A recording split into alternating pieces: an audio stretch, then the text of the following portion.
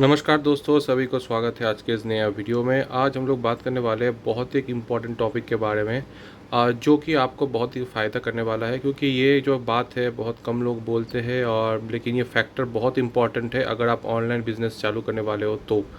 आज का टॉपिक है कि आप कैसे आप एक बिज़नेस को स्टार्ट कर सकते हो मीशो, अमेज़न और फ्लिपकार्ट पे, और कैसे वहाँ से आप प्रॉफिटेबल उसको बना सकते हो।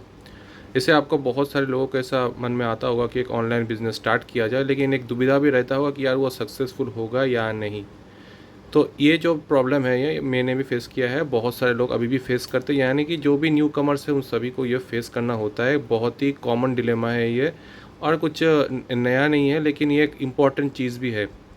अधिकतर अगर आप देखते हो तो ऐसे बहुत बिज़नेस हर रोज़ लॉन्च होते रहते हैं ऑनलाइन स्टोर्स में, लेकिन ऐसे बहुत सारे बिज़नेसेस भी है जो कहते हैं ऑनलाइन बिज़नेस बेकार है, उसमें रिटर्न ज़्यादा आते हैं और उसमें प्रॉफिट नहीं होता है। ऐसे भी बहुत से लोग हैं जो इसको नेगेटिवली भी बोलते रहते हैं, लेकिन उसके बदले में ऐसे भी बहुत सारे लोग हैं जो कहते हैं कि करोड़ों में व्यापार होता है, बहुत पैसा आता है, बहुत पैसा है। तो यही जो है, अगर आप उस पॉजिटिव साइड में हैं तो आपको भी लगेगा कि यार कुछ चालू करते हैं ऑनलाइन ही, क्योंकि ऑनलाइन का जो एक ईजीनेस है जो दूसरे ऑफलाइन स्टोर में या फिर दुकान में जो नहीं है, वो है कि आपको लो इन्वेंटरी मतलब लो इन्वेस्टमेंट में आप चालू कर सकते हो। ये एक बहुत बड़ा फ़ायदा है, और पूरा एकदम से पूरा पैन इंडिया यानी पूरा इंडिया में आप डिलीवर कर सकते हो। तो ये एक बहुत ही बड़ा फ़ायदा होता है इन सारे मार्केट प्लेस में। जैसे कि आप को मालूम है अमेज़ॉन, फ्लिपकार्ट और मीशो, इनका रीच बहुत है, बहुत करोड़ों कस्टमर्स हैं इनके पास। तो आपका रीच जो है, आपका ब्रांड अवेयरनेस और आपका जो प्रोडक्ट है वो पूरा इंडिया में बिकना चालू हो जाता है। लेकिन सबसे बड़ी बात आ जाता है कि इच्छा तो मन में सबका रहता है कि कुछ ना कुछ एक नया बिज़नेस स्टार्ट किया जाए जो ईजी हो। तो सबसे पहला जो आपका रजिस्ट्रेशन जो भी है करना है, आपको आपका बिज़नेस को रजिस्टर करना है ऑनलाइन पे। आपका लोकल का जो अथॉरिटी है वहाँ पे आपको बिज़नेस को रजिस्टर करने मैंडेटरी है। दूसरा, आपको जीएसटी भी लेना है। जीएसटी लेने के लिए भी आपका कुछ खर्चा लग जाएगा। कुल मिला के चलिए 15 से 20 हज़ार के आसपास आपका खर्चा हो सकता है ऑनलाइन बिज़नेस अब चालू चालू करने वाले हैं तब। तो ये एक वन टाइम आपका इन्वेस्टमेंट हो जाएगा, जिसमें आपको ये रजिस्ट्रेशन और ये डॉक्यूमेंट्स आपको मिल जाएगा। अगर आप फूड की प्रोडक्ट बेचते हैं तो उसके लिए आपको फसाई का लाइसेंस और वगैरह वगैरह भी कुछ और एक्स्ट्रा डॉक्यूमेंटेशन भी लगता है क्वालिटी चेकिंग के लिए, और अलग उसका बार कोड ये वगैरह वो सब लग जाता है, उसमें बहुत और ख़र्चा हो जाता है। लेकिन वो आपको देखना है कौन सा जॉनर में करना है। लेकिन इसीलिए मैं रिकमेंड करता हूँ, अगर आप के पास कैपिटल कम है तो आप खाने का प्रोडक्ट में मत जाइए, क्योंकि उसमें रजिस्ट्रेशंस और कॉम्प्लिकेशंस बहुत सारे आ जाते हैं। चाहो तो आप ट्रेडमार्क भी ले सकते हो, लेकिन मैंडेटरी नहीं है ट्रेडमार्क लेना। लेकिन ले आप ले तो हो तो अच्छा है, क्योंकि उसमें आपको और भी फ़ायदा होता है कि तो आपका कोई नाम जो है कोई यूज़ नहीं करेगा। और तीसरी बात है कि ये सब करने के बाद आपको एक्स्ट्रा कैपिटल भी हाथ में रखना है, क्योंकि उसके बाद ही सिर्फ आप स्टार्ट कर सकते हो ऑनलाइन बिज़नेस, जिसमें आपको इन्वेंटरी परचेस करना होता है, यानी प्रोडक्ट्स खरीदने होता है।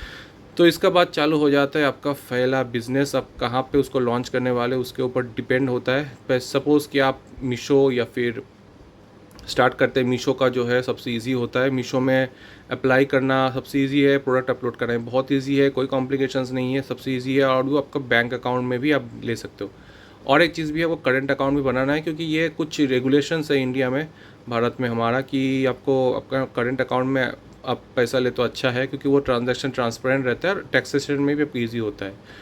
और जो फोर्थ कॉस्ट है वो आ जाता है आपका लॉयर का कॉस्ट। ये लॉयर यानी कि जो आपका वो टैक्स वगैरह वो सब जो डिडक्शन करते रहते हैं उसका, क्योंकि आपका ये ट्रांजैक्शन होता रहेगा, जीएसटी डिडक्शन होता रहेगा, तो आपको मंथली आपको एक जीएसटी फाइलिंग करना पड़ेगा। उसके लिए अलग से प्राइसिंग लगता है। डिपेंड करता है आपके सीए के ऊपर, आपका लॉयर के ऊपर, जो भी है वो लोग अलग से टैक्सेशन फाइलिंग करता है, तो उसका एक खर्चा होता है। और वो आपका शायद महीने का या फिर क्वार्टरली कुछ लोगों का कुछ अलग सा चार्ज लेता है। तो वो एक पकड़ के चलिए पूरा साल में उसका अलग से 7 to 10,000 के अंदर ऐसा रेंज हो जाता है। कुछ जान पहचान हो आपका तो सबसे बेस्ट है, तो उसको सस्ते में भी आप कर सकते हो। लेकिन अधिकतर केस में जान पहचान नहीं होता है, मेरे मामले में तो नहीं था, तो इसीलिए खर्चा करना होता है। तो इसीलिए कुल मिला के चलिए रजिस्ट्रेशन, बिजनेस सर्टिफिकेट सब मिला जुला के आपको स्टार्टिंग में ही आपको लगभग 30,000 के आसपास खर्चा होने वाला है। आप ये कैपिटल आप किसी से भी जुगाड़ कर लीजिए।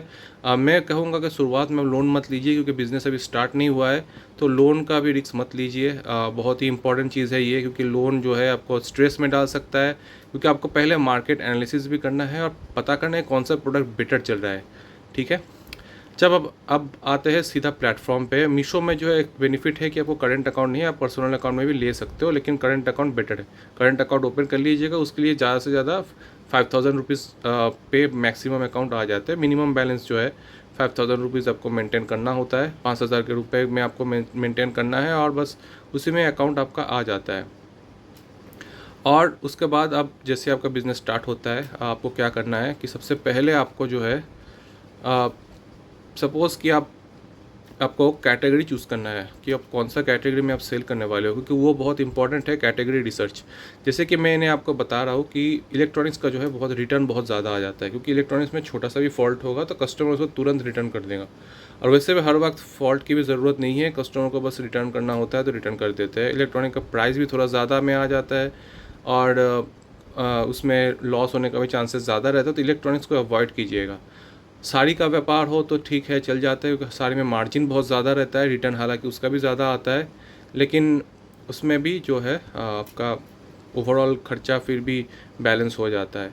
अगर आपका कपड़े का व्यापार हो तो उसमें भी आप हो जाएगा, जैसे कि कोई ड्रेस में, उसमें भी रिटर्न बहुत ज़्यादा आता रहता है, साइजिंग का इशू वगैरह वगैरह चलता रहता है, लेकिन उसमें भी आप मार्जिन अगर आपका अच्छा खासा रहेगा तो उसमें भी आप प्रॉफिट जनरेट कर सकते हो। शू का जो व्यापार है वो बहुत अच्छा है, मैक्सिमम जो मार्केट प्लेस में आप दिखेगा आपको, उसमें भी साइजिंग का बहुत सारा इशू रहता है, लेकिन अगर आप शू का मतलब कोई भी स्पोर्ट्स शू, ट्रेंडी शू जो भी रहता है, अगर आप वो सेल कर रहे हो और आपको सस्ते में मिल जाए, उसका अच्छा खासा मार्जिन अब निकल पाए, तो अच्छा व्यापार है, क्योंकि डिमांड बहुत ज़्यादा रहता है, तो ऑर्डर बहुत भयंकर आते हैं, और ऊपर से प्रॉफिट मार्जिन भी अच्छा खासा रहता है।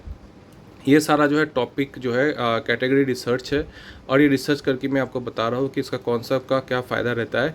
ड्रेस में आपको रिटर्न्स बहुत ज़्यादा दिखने को मिलेंगे, तो अगर आपको प्रॉफिट बैलेंस करना है तो मेक श्योर कि क्वालिटी सही है, और अगर किसी कारण कोई प्रोडक्ट ज़्यादा रिटर्न आ रहा है तो पता करना है आपको क्यों आ रहा है, ठीक है। उसके बाद ही आपको उसको प्रोडक्ट को मतलब इन्वेंटरी खरीदना है और नहीं खरीदना है, क्या करना है आपके ऊपर है। कैपिटल को अब जो है बहुत बैलेंस तरीके से डिवाइड करना है आपको, कि अगर आप सपोज़ कि अब 1 लाख कैपिटल के आसपास लेके चलते हो, तो उनमें से सिर्फ आपको 50,000 तक ही आपको इन्वेंटरी में आपको इन्वेस्ट करना है, और बाकी तो आपका 20-30 हज़ार ऐसे ही निकल जाएगा आपके रजिस्ट्रेशन में, हाथ में रह जाएगा सिर्फ 30,000 के आसपास। उसके बाद आपको क्या करना है कि मैक्सिमम 50 एक्स्ट्रा कैश हाथ में हमेशा रखना है, क्योंकि कभी भी शायद किसी प्रोडक्ट का ज़्यादा डिमांड आ जाए तो उसको ज़्यादा ऑर्डर करना होता है। तो ये कुछ बेसिक चीज़ है आपका कोई भी बिज़नेस स्टार्ट करने से पहले। अब आते हैं बहुत एक इम्पॉर्टेंट स्टेप में, जिसका नाम है माइंडसेट। अब ये माइंडसेट क्या चीज़ है, बहुत सारे लोग कहें क्या है माइंडसेट में, क्या है माइंडसेट जो है, मैंने भी बहुत दिक्कत से सीखा है, मुझे भी टाइम लगा है समझने में कि इसका माइंडसेट का क्या रोल है कोई भी व्यापार के मामले में, सिर्फ ऑनलाइन बिजनेस नहीं, कोई भी व्यापार के बारे में। ओके, तो माइंडसेट का बहुत बड़ा रोल आ जाता है, यानी कि आपका थॉट है, आप क्या सोचते हो आपके व्यापार के बारे में, आपका इंटेंशन क्या है व्यापार स्टार्ट करने से पहले।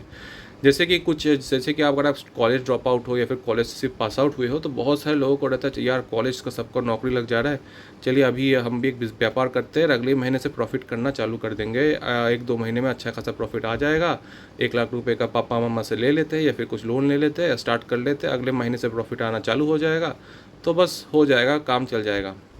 लेकिन मैं पहले बता दूं, आप बहुत बड़े शॉक में आने वाले हैं, क्योंकि ऐसा अक्सर केस में नहीं होता है। पहले शायद आज से 3-4 साल या फिर 5-6 साल पहले फ्लिपकार्ट या फिर अमेज़ॉन में उस टाइम पे कंपटीशन बहुत कम था, तो हो जाता था, उसमें बड़े बड़े ब्रांड जो है मार्केट पे उस टाइम पे बहुत कम आते थे। अभी जो है फ्लिपकार्ट और अमेज़ॉन में भर भर के ब्रांड घुस गए हैं, तो कंपटीशन बहुत ज़्यादा बढ़ गया है, इन लोगों का बजट अनलिमिटेड होता है, तो ये इतना बजट खर्चा कर सकते, इतना सोच भी नहीं सकते, तो इन लोगों के खिलाफ़ आपको लड़ना है। इसीलिए शुरुआत में ही आप अगर प्रॉफिट गिनना चालू करोगे तो नहीं आने वाला है, सक्सेस नहीं आने वाला है, क्योंकि सक्सेस जो है ये धीरे धीरे आने वाला है ऑनलाइन मार्केट प्लेस पर। आपको पकड़ के चलना है, एटलीस्ट 1 से 1.5 ईयर के आसपास आपको पकड़ के चलना है कि धीरे धीरे प्रॉफिट करेंगे।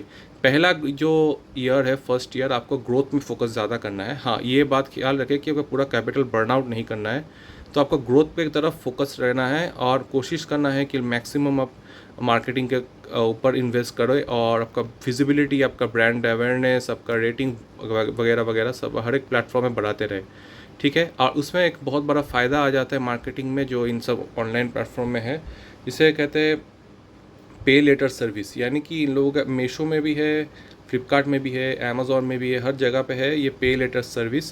पे लेटर सर्विस में आपको सबसे बड़ा फ़ायदा ये है कि आप वो बाद में पेमेंट कर सकते हो, लेकिन ये बात ध्यान रहे आपको का जो इन्वेंट्री है वो आप बेसिकली फ्री में बेच रहे हो, क्योंकि वो आपका जो पे लेटर का जो बैलेंस है, जो क्रेडिट आपको मिल रहा है, उन्हीं से आप जैसे प्रोडक्ट डिलीवर होगा वहीं पर आपका जो बैलेंस है उससे डिडक्ट एडजस्ट हो जाएगा वो पेमेंट का।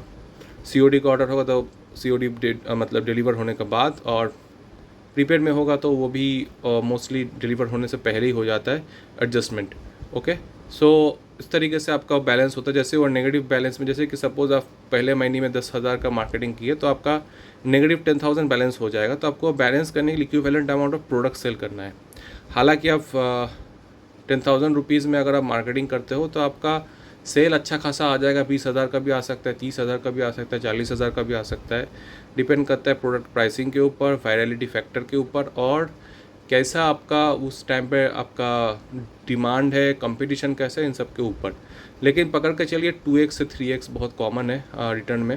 तो अगर आप 10,000 स्पेंड करते हो तो 30,000 के आसपास रेवेन्यू जनरेट हो जाता है। लेकिन वो सिर्फ रेवेन्यू है, उसके बाद उसमें शिपिंग लगेगा, उसके ऊपर और भी मार्केट प्लेस चार्जेस, फीस वगैरह वगैरह लग के आपको हाथ में शायद कोई रिटर्न बैंक में कुछ ना ही आए।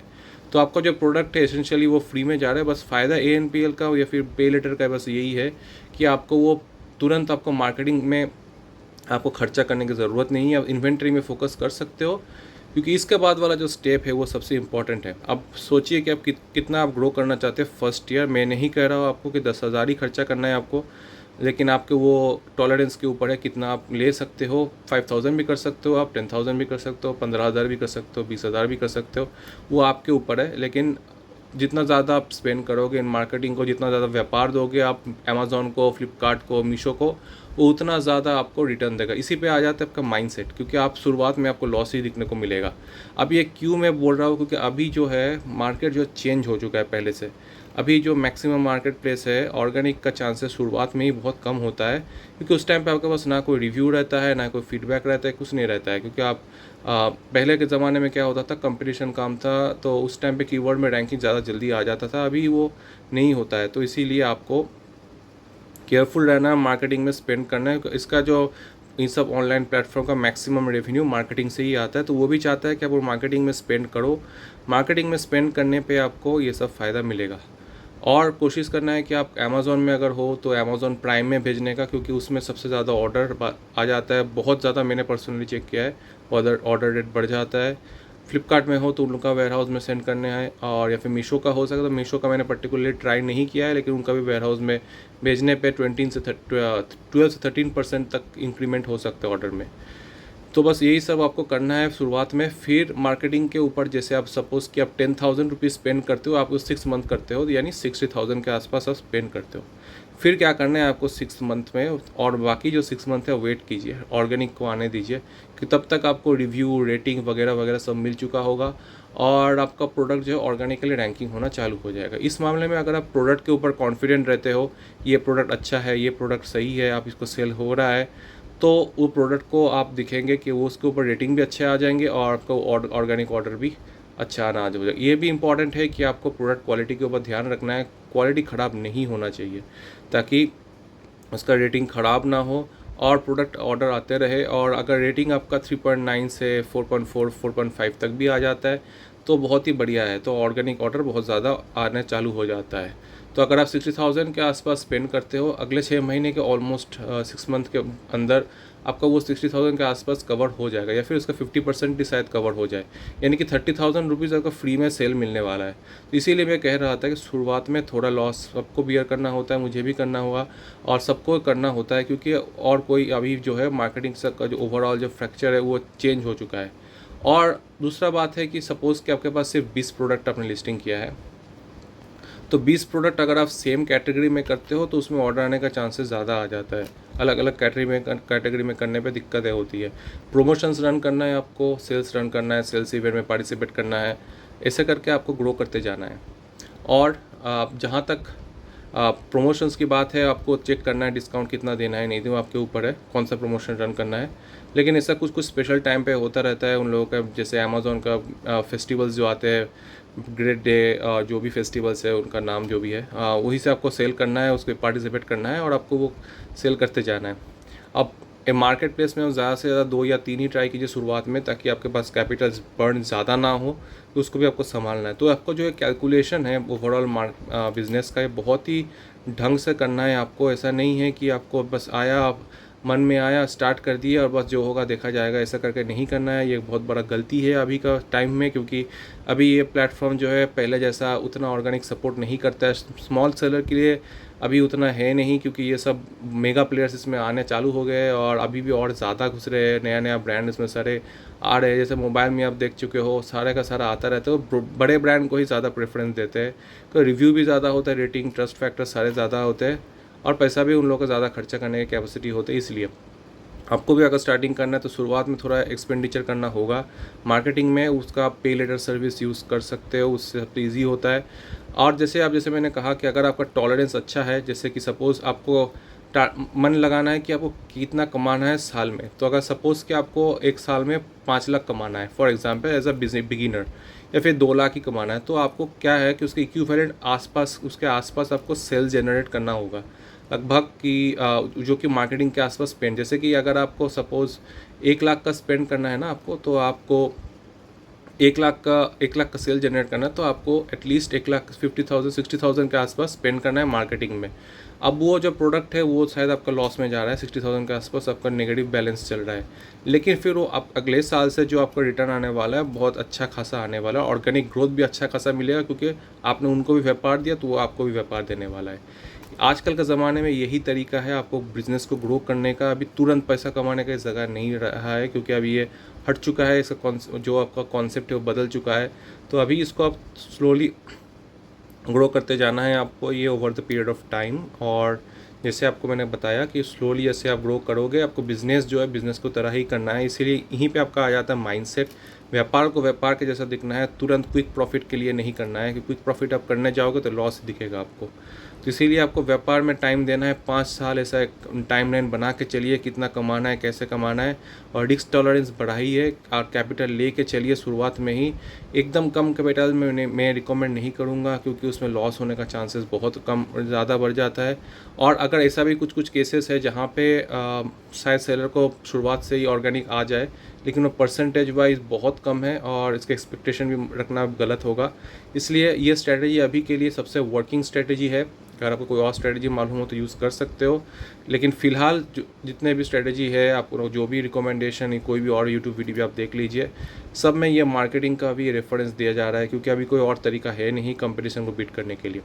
तो आपको ये फॉलो करते जाना है और इवेंचुअली ऑर्गेनिक सेल आना चालू हो जाएगा कुछ महीना स्पेंड करने का बाद, तो आप उसको कैश इन कर सकते हो, उसके बाद आपको प्रॉफिट कर सकते हो उसमें over the period of time. शुरुआत में स्पेंडिंग जैसे मैक्सिमम बड़े बड़े बिजनेस में ये आ जाता है, शुरुआत में बहुत भयंकर स्पेंडिंग करते हैं। अगर आप देखा जाए तो उन लोगों के पास बजट है तो क्रोर्स में स्पेंड करते हैं, अब वो लॉस में नहीं देखते। अगर आप कोई भी बड़े कंपनी का स्ट्रेटजी आप देखोगे, या फिर उनका जो डेटा शीट है मार्केट, मतलब जो उनका जो बैलेंस शीट है, अगर आप चेक करोगे तो आपको मालूम चलेगा कि उस मैक्सिमम और लॉस में ऑपरेट करते हैं। वो इसलिए क्योंकि वो मार्केटिंग में अपना स्पेंड करते रहते हैं, कस्टमर एक्विजिशन जिसे बोलते हैं वो करते रहते हैं, उसमें बहुत ही ज़्यादा खर्चा हो जाता है। किसी का तो 1000 करोड़ 2000 करोड़ के आसपास भी खर्चा, उतना तो हो नहीं सकता है, लेकिन आप आपके हिसाब से आप खर्चा कीजिए, और जैसे वो एक्विजिशन रिव्यूज़ वगैरह वगैरह आना चालू हो जाएगा, बिज़नेस ऑटोमेटिक आना चालू हो जाएगा आपके पास। बस यहीं पे आपको ख़त्म करते हैं वीडियो का। अगर आपको कोई क्वेश्चन है आप कमेंट में लिख सकते हो। अगर आपको वीडियो पसंद आए तो प्लीज़ लाइक कमेंट शेयर कीजिएगा, और अगर आपको ये हेल्पफुल लगे तो भी लिख सकते हो। कोई भी क्वेश्चन हो ज़रूर लिखिएगा, तब तक कि आप मैं आपको हेल्प कर पाऊँ। और ये ब्रेसलेट आपको dianastores.com में मिल जाएगा, फ्लिपकार्ट में भी अवेलेबल है, जाके चेक कर सकते हो। धन्यवाद।